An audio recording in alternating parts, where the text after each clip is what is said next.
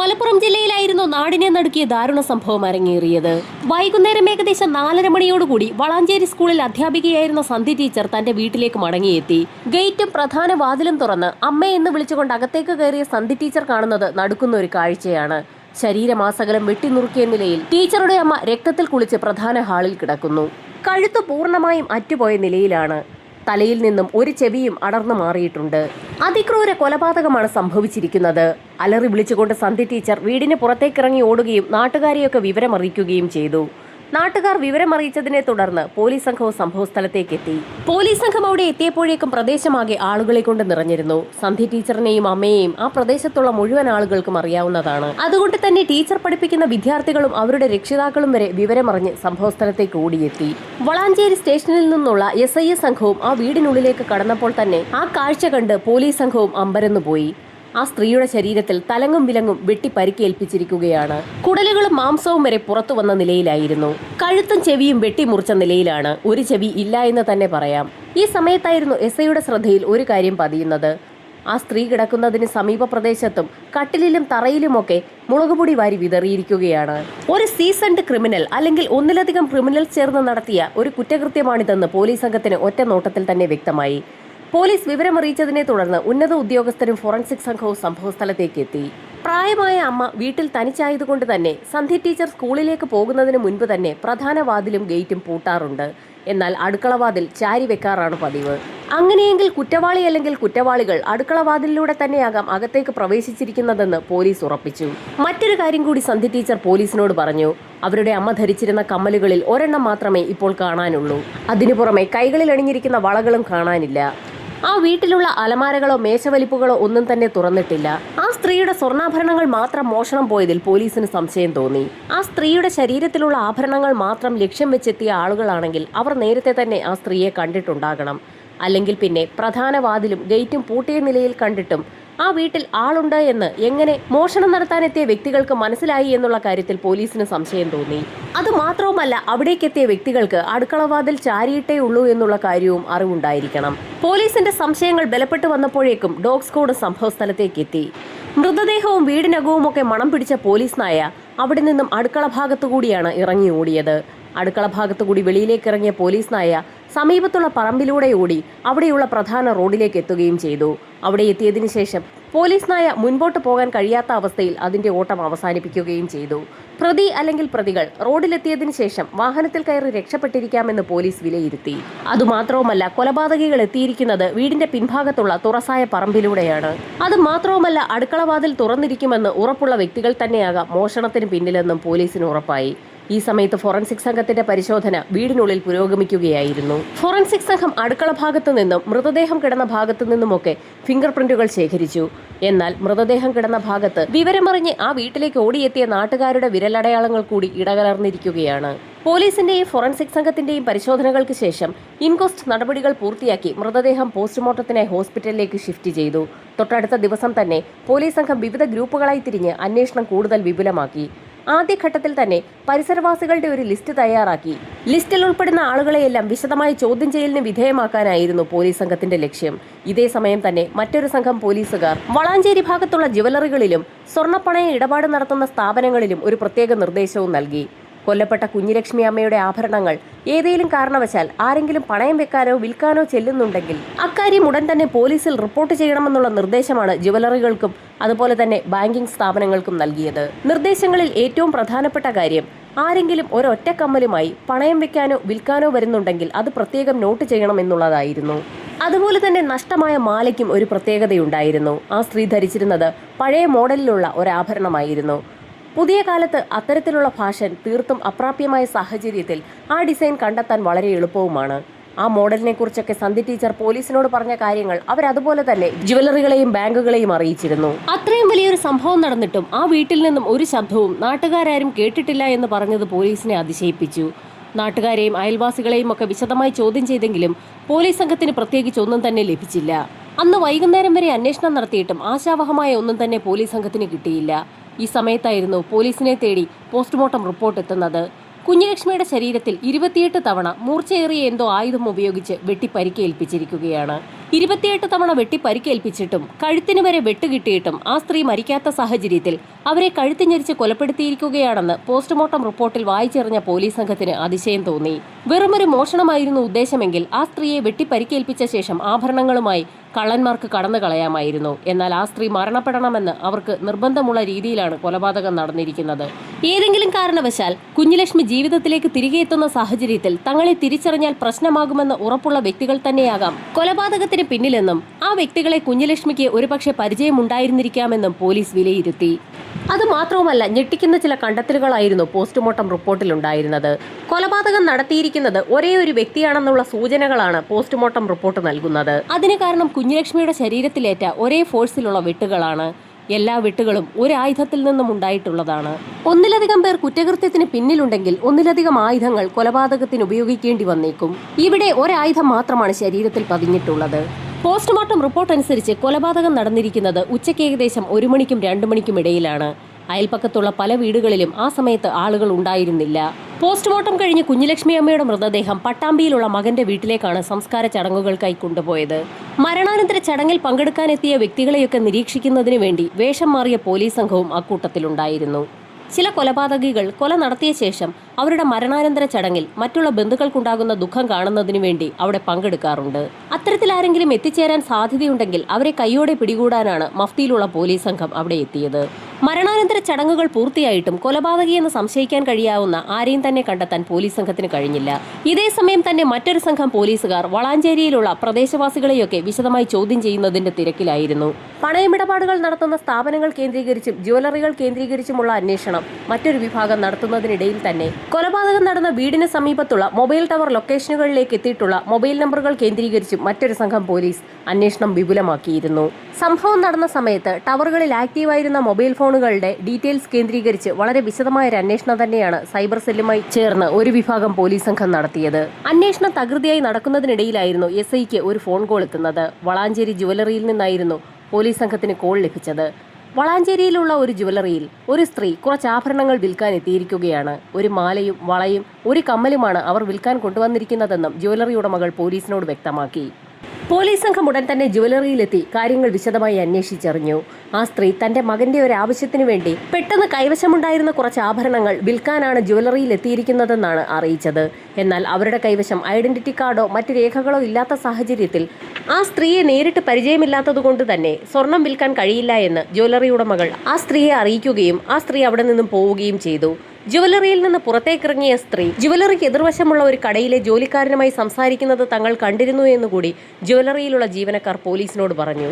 Police സംഘം ഉടൻ തന്നെ ജ്വല്ലറിക്ക് എതിർവശമുള്ള കടയിലെത്തി അവിടുത്തെ ജോലിക്കാരനെ ചോദ്യം ചെയ്തു. ആ സ്ത്രീയെ തനിക്ക് നേരത്തെ പരിചയമുണ്ടെന്നും താൻ നേരത്തെ ജോലിക്ക് നിന്നിരുന്ന കടയിൽ സ്ഥിരമായി സാധനങ്ങൾ വാങ്ങാൻ അവരെത്തിയിരുന്നു എന്നും കടയിലെ ജീവനക്കാരൻ പോലീസിനോട് പറഞ്ഞു. അവരുടെ മകന്റെ ഒരു ആവശ്യത്തിന് കുറച്ച് സ്വർണം വിൽക്കുന്നതിന് വേണ്ടി ജ്വല്ലറിയിൽ എത്തിയപ്പോൾ ആ സ്ത്രീയെ ജ്വല്ലറിക്കാർക്ക് ആരും പരിചയപ്പെടുത്തി കൊടുക്കാനില്ലാത്ത സാഹചര്യത്തിലും അവരുടെ കൈവശം ഐഡന്റിറ്റി കാർഡ് ഇല്ലാതിരുന്നതുകൊണ്ടും സ്വർണം വിൽക്കാൻ കഴിഞ്ഞില്ല എന്നും ആ സ്ത്രീ പറഞ്ഞപ്പോൾ തനിക്ക് പരിചയമുള്ള ഒരു ജ്വല്ലറി അയാൾ പറഞ്ഞു കൊടുത്തു എന്നും ജീവനക്കാരൻ പോലീസിനോട് പറഞ്ഞു. അവിടെ അടുത്തു തന്നെയുള്ള ഒരു സേട്ടിന്റെ ജ്വല്ലറിയിലാണ് ആ ജോലിക്കാരൻ ആ സ്ത്രീയെ പരിചയപ്പെടുത്തി കൊടുത്തത്. പോലീസ് സംഘം ജോലിക്കാരനുമായി സേട്ടിന്റെ കടയിലേക്ക് എത്തി. സേട്ട് ആ സ്ത്രീയെ കൃത്യമായി ഓർക്കുന്നുണ്ട്. ആ സ്ത്രീയുടെ പേര് സരോജിനി എന്നാണെന്നും അവരിവിടെ അടുത്ത് തന്നെ പൈങ്ങന്നൂരിലാണ് താമസിക്കുന്നതെന്നും സേട്ട് പോലീസിനോട് പറഞ്ഞു. ആ സ്ത്രീ വിറ്റ ആഭരണങ്ങളൊക്കെ സേട്ടിന്റെ കൈവശത്തു നിന്നും വാങ്ങി പോലീസ് സംഘം വിശദമായി പരിശോധിച്ചു. കൂട്ടത്തിലുണ്ടായിരുന്ന പഴക്കം ചെന്ന മാലയെക്കുറിച്ചും പോലീസ് സംഘം സേട്ടിനോട് ചോദിച്ചു. ആ ഒരു മാല ഒരുപാട് പഴക്കം ചെന്ന ആഭരണമാണെന്നും അത്തരത്തിലൊരു മാല ഇപ്പോഴുള്ള ആളുകൾ ധരിക്കാറില്ല എന്നും ഇവിടെ ആഭരണം വിറ്റ സ്ത്രീക്കാകട്ടെ 35-40 വയസ്സിനടുത്ത് മാത്രമേ പ്രായം തോന്നിച്ചിട്ടുള്ളൂ എന്നും അവരുടെ കൈവശം ഇത്രയും പഴക്കമുള്ള മാല എങ്ങനെ വന്നു എന്ന് തനിക്ക് സംശയം തോന്നിയെന്ന് ജ്വല്ലറിക്കാരൻ പോലീസിനോട് പറഞ്ഞു. ജ്വല്ലറിക്കാരൻ പറഞ്ഞ കാര്യങ്ങളൊക്കെ മനസ്സിലാക്കിയ പോലീസ് സംഘം അയാളോട് ഈ ആഭരണങ്ങളൊക്കെ ഇവിടെ തന്നെ സൂക്ഷിക്കണമെന്നും പോലീസിന്റെ അറിയിപ്പ് ലഭിക്കുന്നതുവരെ ഈ ആഭരണങ്ങൾ മറ്റാർക്കും വിൽക്കരുതെന്നും ഒരു കേസന്വേഷണവുമായി ബന്ധപ്പെട്ട് ഈ ആഭരണങ്ങൾ ഒരുപക്ഷെ പോലീസ് കസ്റ്റഡിയിൽ എടുക്കേണ്ടി വരുമെന്നും ജ്വല്ലറി ഉടമയെ അറിയിച്ചു. അതിനുശേഷം ആ ആഭരണങ്ങളുടെ എല്ലാം ഫോട്ടോസ് പോലീസ് സംഘം എടുക്കുകയും ചെയ്തു. ഫോട്ടോസ് എടുത്ത പോലീസ് സംഘം ഉടൻ തന്നെ ഇൻസ്പെക്ടർ സിദ്ദിഖിന് ആ ആഭരണങ്ങളുടെ ഫോട്ടോസ് അയച്ചു കൊടുക്കുകയും ചെയ്തു. അദ്ദേഹം ഉടൻ തന്നെ ആഭരണങ്ങളുടെ ഫോട്ടോസ് സന്ധ്യ ടീച്ചറിന്റെ ഫോണിലേക്ക് അയച്ചു കൊടുത്തു. ആഭരണങ്ങളുടെ ഫോട്ടോസ് കണ്ട സന്ധ്യ ടീച്ചർ ഉടൻ തന്നെ ആ വിവരം ഇൻസ്പെക്ടർ സിദ്ദിഖിനെ വിളിച്ചറിയിക്കുകയും ചെയ്തു. ആ ആഭരണങ്ങൾ കൊല്ലപ്പെട്ട തന്റെ അമ്മയുടേത് തന്നെയാണ്. ഇൻസ്പെക്ടർ ഉടൻ തന്നെ ആ വിവരം ജ്വല്ലറിയിൽ നിൽക്കുന്ന പോലീസുകാരെ അറിയിക്കുകയും ചെയ്തു. പോലീസ് സംഘം അക്കാര്യം സേട്ടിനെ അറിയിക്കുകയും ഈ നിമിഷം മുതൽ ആ ആഭരണങ്ങൾ തൊണ്ടി മുതലാണെന്നും അത് ഭദ്രമായി സൂക്ഷിക്കണമെന്നും പ്രതിയുമായി വന്ന് തങ്ങളിത് കസ്റ്റഡിയിൽ എടുത്തുകൊള്ളാമെന്നും പറയുകയും ചെയ്തു. സേട്ട് പറഞ്ഞതിന്റെ അടിസ്ഥാനത്തിൽ പോലീസ് സംഘം ഉടൻ തന്നെ പൈങ്ങന്നൂരിലേക്ക് തിരിക്കുകയും അവിടെയുള്ള സരോജിനിയെ അന്വേഷിക്കുകയും ചെയ്തു.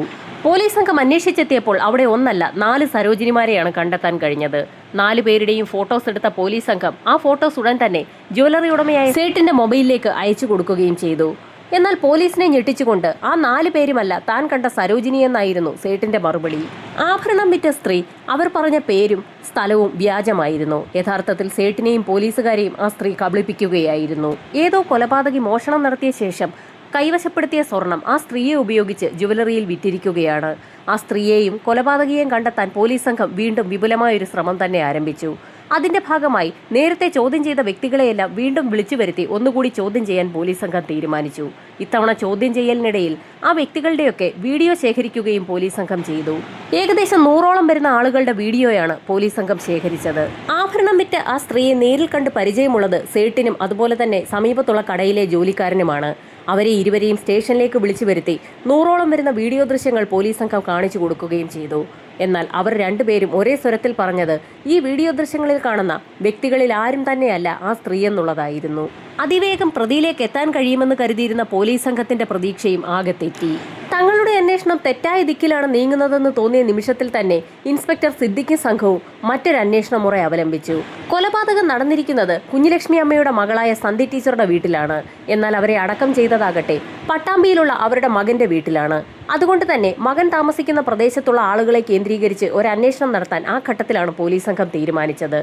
അതിന്റെ ഭാഗമായി കുഞ്ഞുലക്ഷ്മി അമ്മയുടെ മകൻ താമസിക്കുന്ന പ്രദേശത്തുള്ള ആളുകളുടെയൊക്കെ ഒരു ലിസ്റ്റ് തന്നെ തയ്യാറാക്കപ്പെട്ടു. കുഞ്ഞുലക്ഷ്മി അമ്മയുടെ മകനെയും ബന്ധുക്കളെയും അയൽവാസികളെയും അവരുടെ ജോലിക്കാരെയും വരെ ചോദ്യം ചെയ്തു. അവരുടെയൊക്കെ വീഡിയോ ദൃശ്യങ്ങൾ കൃത്യമായി തന്നെ പോലീസ് സംഘം പകർത്തുകയും ചെയ്തു. ശേഷം ജ്വല്ലറി ഉടമയായ സേട്ടിനെയും ആ ജോലിക്കാരനെയും സ്റ്റേഷനിലേക്ക് വിളിച്ചു വരുത്തി പോലീസ് സംഘം പകർത്തിയ വീഡിയോ ദൃശ്യങ്ങൾ കാണിച്ചു കൊടുക്കുകയും ചെയ്തു. വീഡിയോ ദൃശ്യങ്ങൾ ഒന്നൊന്നായി കാണുന്നതിനിടയിലായിരുന്നു അപ്രതീക്ഷിതമായി സേട്ടും അതുപോലെ തന്നെ പലചരക്ക് കടയിലെ ജീവനക്കാരനും ഒരു സ്ത്രീയെ ചൂണ്ടിക്കാണിച്ചുകൊണ്ട് ഇതാണ് ആ സ്ത്രീ എന്ന് പോലീസ് സംഘത്തിനോട് പറഞ്ഞത്. പോലീസ് സംഘത്തിന്റെ ഒരുപാട് നാളത്തെ അലച്ചിലിന് ഇപ്പോൾ ഒരു ഉത്തരം കിട്ടിയിരിക്കുകയാണ്. ആ സ്ത്രീ ആരാണെന്ന് പോലീസിന് അറിയുകയും ചെയ്യാം. ആ സ്ത്രീ കുഞ്ഞുലക്ഷ്മി അമ്മയുടെ മകന്റെ വീട്ടിലെ ജോലിക്കാരിയാണ്. ആ ജോലിക്കാരിയാണ് കുഞ്ഞുലക്ഷ്മി അമ്മയുടെ ആഭരണങ്ങൾ സേട്ടിന് വിറ്റിരിക്കുന്നത്. അവരുടെ യഥാർത്ഥ പേര് ശാന്തകുമാരി എന്നാണ്. പിന്നീട് അധിക സമയം കളയാതെ പോലീസ് സംഘം കുഞ്ഞുലക്ഷ്മി അമ്മയുടെ മകന്റെ വീട്ടിലേക്ക് പുറപ്പെട്ടു. അവിടെ എത്തിയപ്പോൾ ജോലിക്കാരി ശാന്തകുമാരി ആ വീട്ടിൽ തന്നെ ഉണ്ടായിരുന്നു.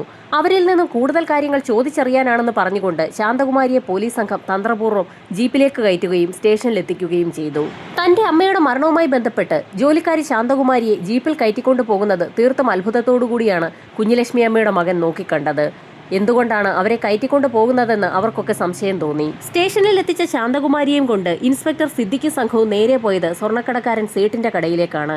അവിടെ നിന്നും തൊണ്ടി മുതൽ കണ്ടെടുക്കുകയും ചെയ്തു. സേട്ടിന്റെ കടയിൽ നിന്നും തൊണ്ടി മുതൽ കണ്ടെടുത്ത സാഹചര്യത്തിൽ തന്നെ ശാന്തകുമാരിയുടെ മുഖം വിളറി. താൻ പിടിക്കപ്പെട്ടു എന്ന് അവർക്ക് വ്യക്തമായി. നാടിനെ നടുക്കിയ കുഞ്ഞുലക്ഷ്മി അമ്മയുടെ കൊലപാതകവുമായി ബന്ധപ്പെട്ട് അവരുടെ മകന്റെ വീട്ടിലെ ജോലിക്കാരി ശാന്തകുമാരിയെ പോലീസ് സംഘം അറസ്റ്റ് ചെയ്തു എന്നുള്ള വാർത്ത നാടാകെ പരന്നു. വാർത്ത മീഡിയയിലൂടെ എത്തിയതോടെ നാട്ടുകാരൊക്കെ അറിയുകയും ശാന്തകുമാരിയുമായി അവരുടെ വീട്ടിലേക്ക് പോലീസ് സംഘം എത്തുന്ന സമയത്ത് ആ വീടിന് ചുറ്റും നാട്ടുകാരെ കൊണ്ട് നിറയുകയും ചെയ്തു.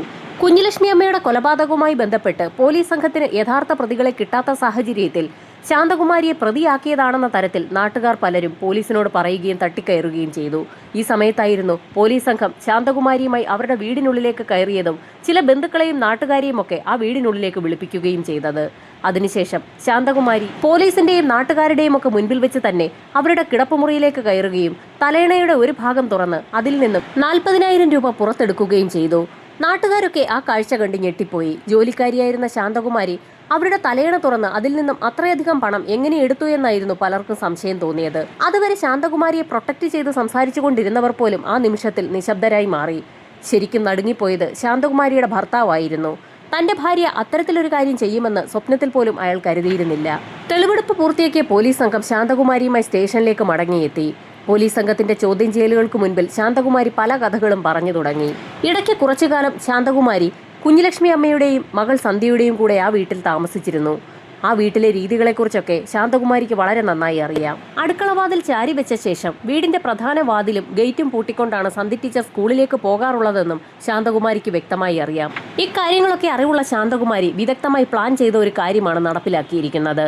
സന്ധി ടീച്ചർ സ്കൂളിലേക്ക് പോയ തക്കം നോക്കി ശാന്തകുമാരി പിൻഭാഗത്തുള്ള പറമ്പിലൂടെ വീടിന്റെ അടുക്കള ഭാഗത്തെത്തുകയും ചാരി വെച്ചിരുന്ന കതക് തുറന്ന് അടുക്കളയിലൂടെ വീടിനുള്ളിലേക്ക് പ്രവേശിക്കുകയും ചെയ്തു.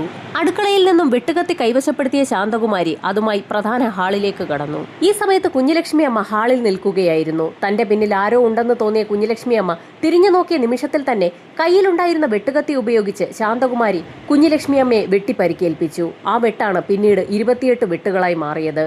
കുഞ്ഞുലക്ഷ്മി അമ്മയുടെ മരണം സംഭവിച്ചു കാണുമെന്ന് കരുതി അവരുടെ കഴുത്തിലുണ്ടായിരുന്ന മാല ശാന്തകുമാരി ഊരിയെടുക്കാൻ ശ്രമിക്കുന്ന സമയത്തായിരുന്നു കുഞ്ഞുലക്ഷ്മി അമ്മ ഞരങ്ങുന്നത് ശാന്തകുമാരിയുടെ ശ്രദ്ധയിൽപ്പെട്ടത്. താൻ ഉടുത്തിരുന്ന സാരിയുടെ മുന്താണി ഉപയോഗിച്ച് കുഞ്ഞുലക്ഷ്മി അമ്മയുടെ കഴുത്തിൽ കുരുക്കിട്ട് അവരെ ശ്വാസം മുട്ടിച്ച് കൊലപ്പെടുത്തുകയും ചെയ്തു. കയ്യിലുണ്ടായിരുന്ന വളകൾ ഊരിയെടുത്തതിന് ശേഷമായിരുന്നു കാതിലുള്ള കമ്മൽ ഊരിയെടുക്കാൻ ശ്രമം നടത്തിയത്. കമ്മൽ ഊരിയെടുക്കാൻ കഴിയാതെ വന്ന സാഹചര്യത്തിൽ തന്റെ കൈവശമുണ്ടായിരുന്ന വെട്ടുകത്തി ഉപയോഗിച്ച് കുഞ്ഞുലക്ഷ്മി അമ്മയുടെ ചെവി മുറിച്ചെടുക്കുകയായിരുന്നു. അപ്പോഴേക്കും ആ പ്രദേശമാകെ രക്തം തളം കെട്ടി തുടങ്ങിയിരുന്നു. ശാന്തകുമാരി എന്ന ജോലിക്കാരി ആദ്യമായാണ് ഇത്തരത്തിലൊരു കൃത്യത്തിൽ ഏർപ്പെടുന്നത്. അതുകൊണ്ട് തന്നെ തളർച്ച തോന്നിയ അവർ രണ്ടാമത്തെ കാതിലെ കമ്മൽ കൂടി ഊരിയെടുക്കാൻ ശ്രമം നടത്താതെ രക്തം പ്രദേശത്ത് തളം കെട്ടി കിടക്കുന്നത് കണ്ട് തളർച്ച തോന്നിയ ശാന്തകുമാരി സമീപത്തുണ്ടായിരുന്ന കട്ടിലിലേക്ക് ബോധരഹിതയായി വീഴുകയും ചെയ്തു. അല്പസമയം ആ കട്ടിലിൽ കിടന്ന് തന്റെ ക്ഷീണം മാറ്റിയ ശേഷമാണ് ശാന്തകുമാരി പുറത്തേക്കിറങ്ങിയത്. പ്രധാന ഹാളിൽ നിന്നും അടുക്കളയിലേക്ക് എത്തിയ ശാന്തകുമാരി രക്തം പുരണ്ട വെട്ടുകത്തി അടുക്കളയിലെ സിങ്കിൽ തന്നെ കഴുകി വൃത്തിയാക്കി തന്റെ സാരിത്തലപ്പ് ഉപയോഗിച്ച് തുടച്ച് വൃത്തിയാക്കിയ ശേഷം അത് ഇരുന്ന സ്ഥാനത്ത് തന്നെ വെച്ചു. കൊല ചെയ്യാൻ ഉപയോഗിച്ച ആയുധം കണ്ടെത്താൻ കഴിയാതെ പോയത് എന്തുകൊണ്ടാണെന്ന് ആ കഥ കേട്ടപ്പോൾ പോലീസ് സംഘത്തിന് വ്യക്തമായി. പോലീസ് സംഘം യഥാർത്ഥത്തിൽ അടുക്കളയിലുണ്ടായിരുന്ന ഉപകരണങ്ങളൊന്നും തന്നെ പരിശോധിച്ചിരുന്നില്ല. കൊല ചെയ്യാൻ ഉപയോഗിച്ച ആയുധം അവരുടെ കൺമുൻപിൽ കയ്യെത്തും ദൂരത്ത് തന്നെ ഉണ്ടായിരുന്നു. എന്നിട്ടും പോലീസ് സംഘം അതറിയാതെ പോയി. കൊലപാതകം നടത്തി ആ വീടിന് പിൻഭാഗത്തുകൂടി തന്നെ ശാന്തകുമാരി പുറത്തേക്കിറങ്ങി. അവരുടെ ശരീരത്തിലൊന്നും തന്നെ രക്തം തെറിച്ചിട്ടില്ലാത്ത സാഹചര്യത്തിൽ ആഭരണങ്ങൾ വിൽക്കുന്നതിനായി ശാന്തകുമാരി ജ്വല്ലറിയിലേക്ക് എത്തുകയും പിന്നീട് പലചരക്കുകാരന്റെ സഹായത്തോടുകൂടി സേട്ടിന്റെ കടയിലെത്തി ആഭരണങ്ങൾ വിൽക്കുകയും ചെയ്തു. ആഭരണം വിറ്റ് കിട്ടിയ പണത്തിൽ നിന്നും ഒരു ഭാഗം ബാങ്കിൽ അടച്ചു തീർത്തതിന് ശേഷം ബാക്കിയുള്ള തുകയുമായി ശാന്തകുമാരി തന്റെ വീട്ടിലെത്തുകയും തലയണയ്ക്കുള്ളിൽ ആ പണം സൂക്ഷിച്ച് ഒളിപ്പിച്ചു വെക്കുകയും ചെയ്തു. അതിനുശേഷം പട്ടാമ്പിയിലുള്ള കുഞ്ഞുലക്ഷ്മി അമ്മയുടെ മകന്റെ വീട്ടിലേക്ക് പതിവ് പോലെ ജോലിക്ക് പോവുകയും ചെയ്തു. ശാന്തകുമാരി ആ വീട്ടിൽ തിരികെ ജോലിക്കെത്തിയ സമയത്തായിരുന്നു തന്റെ അമ്മ മരണപ്പെട്ട വാർത്ത കുഞ്ഞുലക്ഷ്മി അമ്മയുടെ മകൻ അറിയുന്നത്. പിന്നീടുള്ള കാര്യങ്ങൾക്കൊക്കെ സാക്ഷിയായി ശാന്തകുമാരിയും ഉണ്ടായിരുന്നു. സംഭവം നടന്ന ദിവസം വൈകുന്നേരം സന്ധി ടീച്ചറിന്റെ വീട്ടിലേക്ക് ഓടിയെത്താനും അവരെ ആശ്വസിപ്പിക്കാനുമൊക്കെ മുൻപന്തിയിൽ തന്നെ ശാന്തകുമാരി ഉണ്ടായിരുന്നു. ഇതോടൊപ്പം തന്നെ കുഞ്ഞുലക്ഷ്മി അമ്മയുടെ സംസ്കാര ചടങ്ങുകളിൽ സജീവമായി പങ്കെടുക്കുകയും അന്നേ ദിവസം ആ വീട്ടിലെ കാര്യങ്ങളൊക്കെ വളരെ കൃത്യമായി നോക്കി നടത്തുകയും ചെയ്തത് ശാന്തകുമാരി തന്നെയായിരുന്നു. വീട്ടുകാരുടെയും നാട്ടുകാരുടെയും പോലീസുകാരുടെയും ഒക്കെ മുൻപിൽ ശാന്തകുമാരി ശരിക്കും അഭിനയിച്ച് തകർക്കുകയായിരുന്നു. ഒടുവിൽ ആ അഭിനയം പൊളിയുകയും ചെയ്തു. തെളിവെടുപ്പുകൾ പൂർത്തിയാക്കിയ പോലീസ് സംഘം അന്വേഷണം പൂർത്തിയാക്കി കുറ്റപത്രം കോടതിയിൽ സമർപ്പിച്ചു. മഞ്ചേരി സെഷൻസ് കോടതിയിലാണ് വിചാരണ ആരംഭിച്ചത്. വാദപ്രതിവാദങ്ങൾക്കൊടുവിൽ കോടതി ശാന്തകുമാരിക്ക് ജീവപര്യന്തം തടവ് ശിക്ഷ വിധിച്ചിരിക്കുകയാണ്. അതിവേഗത്തിൽ അന്വേഷണം പൂർത്തിയാക്കിയ കേരള പോലീസ് കോടതിയുടെ പ്രത്യേക പ്രശംസ നേടുകയും ചെയ്തു.